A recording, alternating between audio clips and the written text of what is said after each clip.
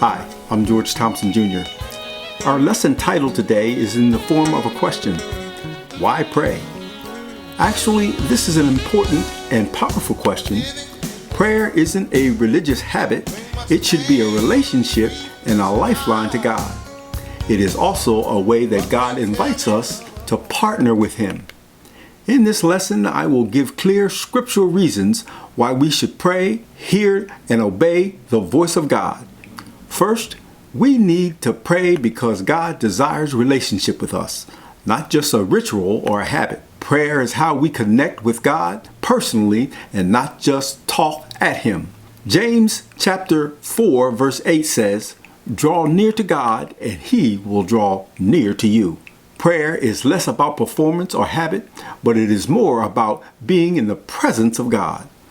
Also, we need to pray because Jesus Himself modeled prayer. Yes, even Jesus Christ in Luke chapter 5 verse 16 shows that the Son of God prayed constantly and in solitude. Also, before major decisions, Jesus prayed. It shows this in Luke chapter 6 verses 12 and 13. And then even in suffering, it shows that Jesus prayed in Matthew chapter 26 verse 39. So if Jesus modeled prayer, then what about us? Also, we need to pray because God responds to our prayers. Scriptures show that prayer actually moves things and situations in our lives. James chapter 5 verse 16 says, "The prayer of a righteous person is powerful and effective." Just think of the people like Elijah and how his prayers affected even the weather. James chapter 5 verses 17 and 18 show this.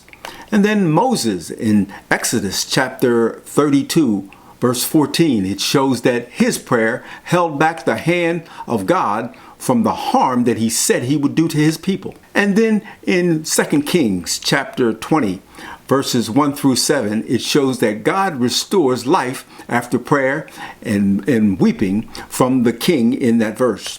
And then Psalms chapter 91 verse 16, it shows that God is sovereign, but He chooses to work through people and our prayers. We also need to pray because prayer brings peace and strength. It shows this in Philippians chapter 4 verses 6 through 7. It encourages us that prayer is where burdens get exchanged for peace. We also need to pray because it invites God into our situations. God already knows, but He wants us to invite Him in. James chapter 4 verse 2 says, "You do not have because you do not ask." Prayer is giving God permission to move in our lives in a very real way. We need to pray because it builds our faith and dependence on Him. Prayer also reminds us that we are not self-sufficient, but we are God-dependent, and it keeps us grounded, humble, and aware of His power and our need for Him to move in our situations. And then finally, we need to pray because it is part of our spiritual warfare and also our protection. Ephesians chapter 6 verses 12 through 18 shows us prayer isn't passive, but it is powerful. It pushes back darkness and aligns us with the truth of God's Word.